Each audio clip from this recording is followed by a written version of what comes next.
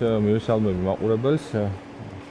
ნუ პირდაპირ ვთქვათ, ციფრებიც რომ ავიღოთ ბოლო კვლევა, რომელიც ჩაატარა იაგო კაჭკაჭიშვილმა. იქა ჩანს რომ აი პირდაპირ ასე ვთქვათ, დაჯამებითაც კი, მშრალი დაჯამებითაც კი, ოპოზიციას აქვს აშკარა უპირატესობა და ქართული ოცნება ვერცდება რეალურად 35%. მთელი საქართველოს მასშტაბით ვთქვათ. ეს რას ნიშნავს? ოცნება დაგიპირისპირებთ გორბის კვლევებს. მე მაგაზეც მაგაც მოვალ.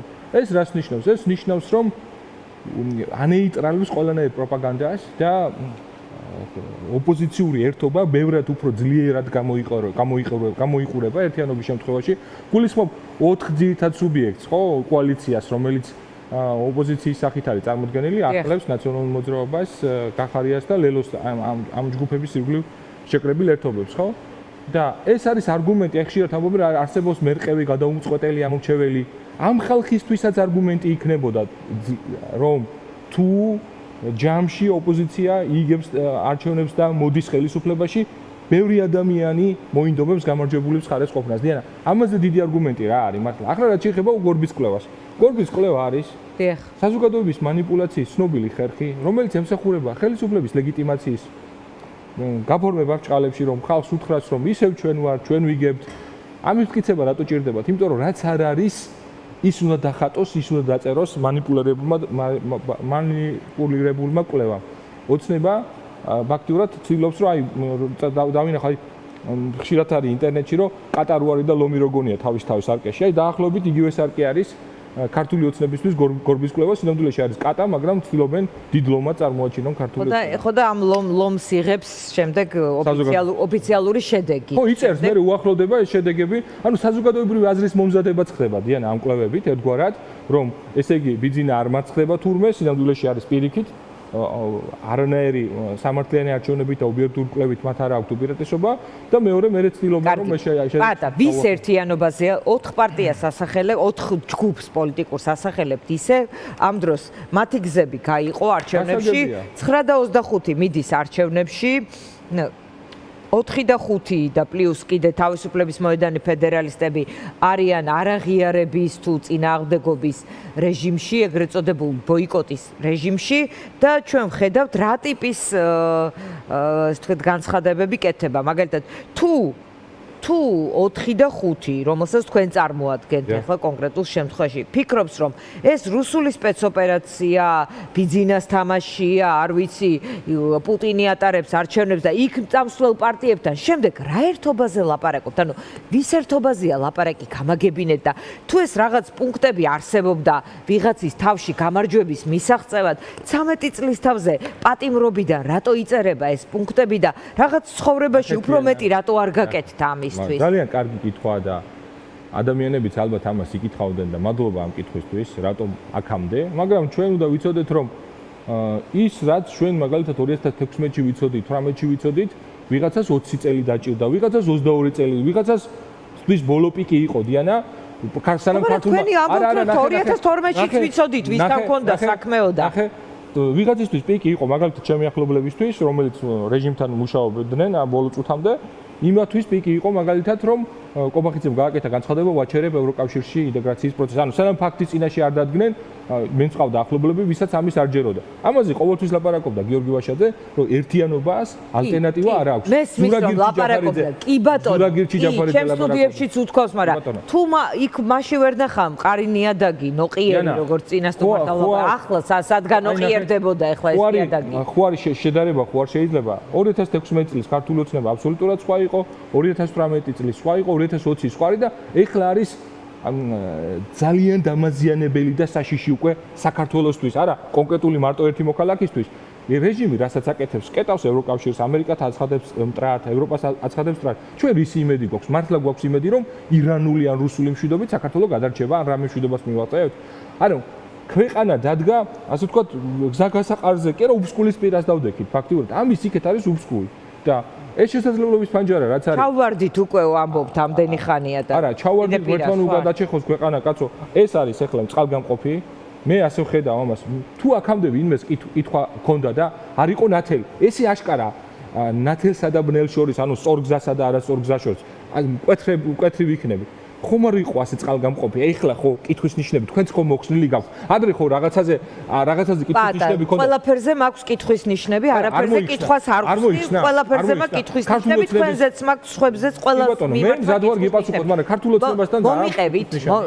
რა კითხვები მაქვს ქართულ ოცნებაზე, მოუყვები მაყურებელს შესავალში, ხოლმე ისინი არ დადიან ეთერში, თორე პერსონალურად და კითხვა-პასუხის რეჟიმში სიამოვნებით გავმართავდი და როცა დადიოდნენ ასევე არ დამიკლია მათთვის კითხვები, ბევრად უფრო კარგად რომ გამოიყურებოდნენ იმ ეპოქაშიც კი. ეხლა გეკითხებით, თქვენი გეგმის მიხედვით მომიყევით, სად არის, აი ტექნიკურად მომიყევით, რომ დავინახოთ რა ერთობაზე ლაპარაკ. გავყვეთ, მიდით. ესე იგი არანაირი ცალ-ცალკე პარტიული, ასე ვთქვათ, ბრენდი. უკაცრავად ეს არის ახალი არჩევნები თუ ინიშნება? წარმოვიდგინოთ. მანამდეც სამწუხაროდ. მოდი, მინდა რომ მაყურებლისთვის გასაღები გავხდეთ. 2026 წლის გაზაფხულზე, ვთქვათ, აპრილში, არ ვიცი, ჩემდაბა 26 ապრილს დაინიშნა ვადამდელი საპარლამენტო არჩევნები. რას შვება ამ დროს? არა, მოსაპოვებელიც გვაქვს, ეს მოსაპოვებელია. ხო იპოვებთ აგერ 200 რომელიღაც დღეა და ნახოთ, აი გავყვეთ. სადღაც შეიძლება იყოს, არ ვიცი, მოპოვებულიან მათით გადაწყვეტილებით. ჩვენა 13 წლიანმა ხელიდან გაშვებულმა გამარჯვებების შანსმა ყველა პარტია სამწუხაროდ ოპოზიციაში იმუქრება, რომ მარტო დაამარცხოს ოპოზიციას, მარტო იქნება მთავარი, მარტო იქნება პირველი, მარტო მოუგებს და მე აღმოჩნდება, რომ ასე არ არის. განა იმიტომ, რომ ხალხი მართლა ვერ იგებს ოპოზიცია. ოპოზიცია იგებს ჯამში, მაგრამ სხვაობა ქართულ ოცნებასა და პირველ ადგილს გასულ პარტიას შორის არის მინიმუმ 20-15%. დავიწყოთ, რა ხდება? ახლა დავიწყოთ. პირველი არის, აი, პირველი გავყვები რო არ აგვერიოს. კი ბატონო, კი ბატონო. ესე იგი, ჩვენ გვჭირდება წარმატებისთვის და კვლევებმაც აჩვენა, რომ საერთო ბრენდის ქვეშ დავივიწყოთ ყველა ნომერი და ყველა პარტიის სახელი. რაღაცა სახელის ნეიტრალური პლატფორმა, მაგალითად ნომერი 1. ნომერი 1. კი ბატონო. ნომერი 1-ის ქვეშ ერთიანდება ყველა პარტია. გახარია რო არ შემოვა აქ ხო იცი? არა, გახარია შეიძლება ლელოც. ლელო რატო არ უნდა შემოვიდეს უბრალოდ ვერ ხვდება? არ ვიცი, თქვენ არ ამბობთ რუსულ არჩევნებში მიდისო? არა, მე ჩემგან ჯერ ერთი ესე სხვა ტერმინს ვიყენებ. მე ვიყენებ ტერმინს მაგალითად უფრო ანუ უფრო წინააღმდეგობის მოძრაობაში მყოფ. კი ბატონო, მე ვიყენებ მაგალითად ეს არის ფარსი. ამას და ვიღაცა ამბობს ფარსში მიმავალ ხალხთან რა გაქვს? არა უშავს ეშტომა ყოველას მოსვლია და ეს არ ნიშნავს რომ უძღებიშვილის დაბრუნებას გააკეთებ. კი ბატონო. ესე იგი ერთიანდებით გახარია მოდის აქ თქვენი აზრით? არა, არსებითი არ არის. დიანა, შენ თუ ყველა პარტია ერთ ნომერში გაერთიანდა. ნახეთ, წავედით. დიანა, რატო რა აქვს მნიშვნელობა? გრავიტაციის ცენტრი შევქმნით ისეთი, რომელიც ხალხში აჩენს წმენას, რომ ეს ცენტრი არის მონგები. რაც გააკეთა ქართულმა ოცნებამ 12-ში. ის პარტიები ცალ-ცალკე რო გამოსულიყო, ქართულ ოცნებასთან ერთად ვიც გამოდიოდა. იგივე შედეგი ექნებოდა, რაც მანამდე ჰქონდა. კი ბატონო, ყველა პარტია ერთი ნომრის ქვეშ. კი ბატონო. ერქმევა რაღაც როგორც ზურა ჯაფარა ამბობს, რაღაც დემოკრატია. ხო, რაღაც. თუნდაც საქართველოსთვის დავარქვა. საქართველოს. კი ბატონო. პირობითია. კი ბატონო. მერე ესე იგი, ეხლა გვჭირდება გადაწყვეტილების მიღების მექანიზმი, რომ არ დაიჩაგროს და არ მოხდეს განხეთქილება. უნდა შევთანხმდეთ პრინციპზე. პრინციპი არის უმრავლესობით. გადაწყვეტილებები უნდა მიიღებოდეს, რა თქმა უნდა, კონსენსუსით, მაგრამ განსაკუთრებულ შემთხვევაში თუ შეთანხმება ხდება უმრავლესობის მიხედვით, უმრავლესობა უნდა იღებდეს გადაწყვეტილებას. თუ უმრავლესობა იღებს გადაწყვეტილებას, უმცირესობისთვის სავალდებულო უნდა იყოს შესასრულებლად. ეს მექანიზმი რომ ყოფილიყო, დღეს ლელო და გახარია არ იქნებოდნენ თვითმმართველობის არჩევნებში პირობას გაძლევთ, იმიტომ რომ უმრავლესობა მხარს დაუჭერდა არჩევნებში არ მონაწილეობის. ანუ ყველას მხარდაჭერა უნდა ქონდეს საკითხს? არა. თუ კონსენსუსით ვერ ხდება საკითხის მიღება, მაშინ გადაწყვეტილება მიიღება ხმების ევროკავშირში და ევროპულ საბჭოში გადაწყვეტილების მიღების აი ხო ან მაგალითად ნებისმიერ საკითხი თუნდაც რაც იყო არჩევნებში მონაწილეობა ან არ მონაწილეობის ესეც საკითხი თუ და კარგი გადაწყვეტილების მიღება სავალდებულოა ყველასთვის. შემდეგ მე სამე საკითხი კიდევ ერთხელ ვიტყვი ბოლო კვლევებით რაც აჩვენა რომ 57% არის ოპოზიციურად, ასე ვთქვათ, საპროტესტო განწყობილი, 35%-ია ქართულ ოცნებას, დანარჩენი არის გაურკვეველი. ეს უკვე გამარჯვების წინაპირობაა. დიანა, იმიტომ რომ იმ მერყევდა გადაუწყვეტეთ ამ მომჩეველს, რომელიც ბოლო მომენტში ქართულ ოცნება ფულით ყიდულობს ან აშინებს, იმასაც უნდა იყოს გამარჯვებული მხარეს. ძლავრი გრავიტაციის ცენტრი მიიზიდავს განაპირა, ასე ვთქვათ, გადაუწყვეტელ ამ მომჩეველს, რომელსაც აქამდე არ მეუცია ხმა ოპოზიციისთვის. მეთანხმები თუ არა ამაში? კი ბატონო, შემდეგ. სოციალურ კვლევებში გამოვალთ პირველ ადგილზე. ვაახლებთ საერთო ეროვნულ კამპანიას ერთად, ანუ ცალ-ცალკე კი არა და სხვადასხვა დაპირებებს კი არ ვიძახით. ახლა რასაც ვაკეთებდით. ღიად შეიძლება ლაპარაკი არ მერიდება 2000 ამ არჩევნების 2024 წლის არჩევნების თავარი პრობლემა და შეცდომა იყო რომ გავედით ცალ-ცალკე და ქართულ ოცნებასთან ერთად წინააღმდეგობაში ამ მცირე რესურსით შევედით ერთმანეთთან. ესეც ძალიან დიდი შეცდომა იყო. მაგალითად მე გურიაში მიწევდა არა მარტო ქართულ ოცნებაში ის გადაბირებული ვიღაცის უკან მოbrunება, არამედ მე და სხვა პარტიები ცდილობდნენ რომ ერთმანეთის გადაბირებულები ისე უკან დაგვებრუნებიან. მაგალითად მე მომიწია სხვადასხვა პარტიაში ნაციონალურ მოძრაობიდან გადასული ადამიანების უკან მოbrunება პარტიაში. ამაზე დავხარჯე რესურსი. აი ეს იყო რეალობა, იმიტომ რომ მე ვცდილობდი რომ გარანტირებული ხმები მქონოდა და ასევე ვცდილობდა სხვა ოპოზიციური პარტია. ანუ რესურსები დავხარჯეთ ერთმანეთთან კონკურენციაში, რომელიც ისედაც წირი იყო. ეს არ მოხდება. ამაშიც მეთანხმები რომ ესეც მნიშვნელოვანი არის. მე არ მივყვეთ, ჩემი დათანხმება რა გინდათ, მაყურებელი უნდა დაგეთანხმო. თუ დამეთანხმებოდი, კარგი იქნება. კი ბატონო. საერთო ეროვნული კამპანია დავიწყეთ. და ეს შიდა კონკურენცია არ გვაქვს არაფერზე და ეს არის ძალიან მნიშვნელოვანი. ნიშნავთ ერთ საერთო ეროვნულ შეხვედრას, ასე ვთქვათ, დიდ ყრილობას, დავარქვათ, ეროვნულ ყრილობას, კონკრეტულ დღეს, რადგან შევთანხმდებით ამ ურალოსობაში და აქ მოხდება ყველა მნიშვნელოვანი პოლიტიკური გადაწყვეტილების მიღება ხალხის ჩართულობით, ხალხის მონაწილეობით და ესეც მნიშვნელოვანია, ვისაც ახსოვს, არ ვიცი მე ეროვნული მოძრაობის დროიდან მოყოლებული, მაგალითად ზვიად გამსახურდიას შეკრება, მაგალითად ძალიან ბევრი ადამიანი დინამოზე შეკრება და იქ გამოაცხადა მთავარი ამბები, ასევე ნაციონალურ მოძრაობას დიდი შეკრება ჰქონდა, ქართულ ოცნებას ჰქონდა რუსთაველზე დიდი შეკრება. ანუ ეს არის ძალიან მნიშვნელოვანი ხალხმა დაგინახოს სიმრავლე, რომ რასაც ჩვენ ვლაპარაკობთ, ამას აქვს ლეგიტიმაცია ხალხისგან და ესეთი დიდი ყრილობა აუცილებლად საორგანიზაციო, ასე ვთქვათ, კონკრეტული მექანიზმით ამის შეკრება და ამის გაკეთება შესაძლებელია, ხო? და რა თქმა უნდა, ხელისუფლებას უყენებთ ახალ პირობებს ამ, ასე ვთქვათ, უკვე ხალხის რეიტინგში პროცენტი მაღალი გვაქვს. კიდევ ერთხელ დადასტურდება, რომ ჩვენ წინ ვართ ვიდრე ქართული ოცნება, უკვე ხალხი უკვე ჩანს ჩვენს უკან, ჩვენს წინ ადამიანები იღებენ გადაწყვეტილებას და ეს დაფიქსირდა რუსთაველზე და დიდ რეგიონებში შეკრებების დროს უამრავი ათასობით ადამიანი გამოვიდა. მოთხოვნებსაც სხვა ძალა ექნება, ასე მიაღწია ეროვნულმა მოძრაობამ თავის დროზე დაათმობინა კომუნისტებს სამართლიანი არჩევნები, ასე მოხდა ყველა დროს, ყველა პირობებში და მათ შორის ქართული ოცნებაც ასეთი მრავალათასიანი შეკრებების დროს მოთხოვნების დაკმაყოფილების ფონზე მოვიდა ხელისუფლებაში და ამასაც არგუმენტი აქვს, ამასაც აქვს ძალა და ამასაც მივაღწევდით. სამართლიანი არჩევნების ჩატარება იქნებოდა მთავარი მოთხოვნა სამართლიანი პირობებით. ბატა, ნახეთ, ერთი კითხვა ჩდება ასეთი. ადამიანმა რომ კითხოთ, მოიგეთ სალსალკე გასულებმა ეს არჩევნები და თუ მოიგეთ ეს არჩევნები, თუ მოიგეთ ეს არჩევნები, გამარჯვების ფორმულას რატო ცვლით? სალსალკე გასულებმა მოვიგეთო ამბობთ, არც მომეწყვეტ. თავარი სად მივიყვანე?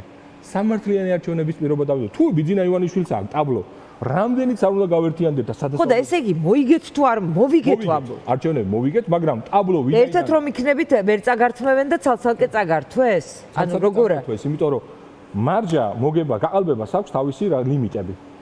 რაღაც ლიმიტის მერე გაყალბება არ მუშაობს, დენა ჩამოიშლება, ასე ვთქვათ, ჩამოშლა ქვია მაგას და ვერანაირი ხელისუფლება, ის ხალხი, ვინც გადაწყვეტილება უნდა მიიღოს გაყალბების შესახებ, ვერ იღებს გადაწყვეტილებას და ნემდება ხალხის საბოლოო შედეგს. ასე გაუკეთებიათ პოლონეთში, ასე გაუკეთებიათ უნგრეთში, თავის დროზე პოსტსაბჭოთა სისტემიდან რომ გადადიოდნენ მაგალითად ქვეყნები, ზუსტად ასე კინისკრეტელი იყო მაგალითად იარუზეცკი პოლონეთში, მაგრამ რო დაიწყო დაინახა ხალხის რეალური ძალა, გადააბარა ხელისუფლება. ვანიშნინებთ ახალ არჩევნებს, ვაიძულებთ ჩანიშნონ ახლა აქ მაქვს თქვენი პროგრამა. დიახ, მაგას ვამბობ, დიახ. და რომ ჩანიშნოს თავისით იძულების კი ეხლა მთელი ეს პროცესი იძულება ეს 250 ზუსტად რომ ჩვენ უნდა ვიყოთ ფორმაში.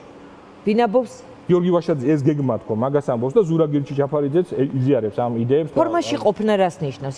იქნებ გახარიას და ლელოსაც გონია რომ არჩევნებში გასვლით ფორმაში იმყოფებენ თავს. ფორმაში ყოფნას ჩვენ ვეძახით სხვებისგან განსხვავებით. ვიწრო პარტიული დღის წესრიგები არის ის რაც ბიძინას უნდა და მარტივად ახსნა.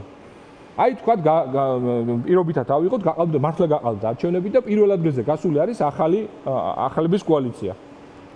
ქართულ ოცნებასთან შედარებით, რაც შედეგი დაიწერა ქართულმა ოცნებამ. დავანებოთ, ორჯერ მეტი ქონდა თქვათ ახალს. აი თქვათ პირობითად ავიღოთ, რომ 10 რო ქონდა, სინამდვილეში ქონდა 20. ესე ვთქვათ. მაინც ხო გამოდის, რომ ქართული ოცნება 15%-ით მაინც მეტია პირველ ადგილზე გასულ ოპოზიციურ პარტიასთან. მაინც უფრო სუყეთ და სოლიდურად ხო გამოიყურება. როცა ეს 15-ით მეტია? არა, ისე ვიძახ პირობითად 20 რომ მიიღოთ ხო, ორჯერ მეტი რომ მიიღო, მაინც 15%-ით მეტი იქნებოდა ხო მინიმუმ. რეალური შედეგი რო დაწერილიყო.